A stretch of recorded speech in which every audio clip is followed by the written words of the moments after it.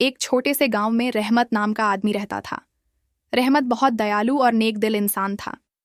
एक दिन वह गांव के पास जंगल में पानी लेने गया तो उसे एक घायल हाथी मिला। हाथी का पैर घायल था और वह चल नहीं पा रहा था। रहमत ने हाथी की मदद की, उसे पानी पिलाया और अपना कपड़ा इस्तेमाल करके घायल हिस्से पर बांधा। हाथी ने भी रहमत को तुरंत पहचान लिया और धीरे धीरे उसके साथ चलने लगा।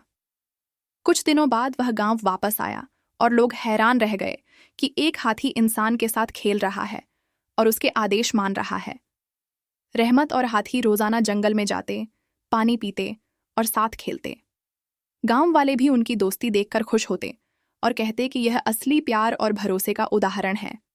एक दिन जब रहमत बीमार हुआ, हाथी उसके घर आया, उसके पास बैठा और अपनी बड़ी सूंड से रहमत की मदद की।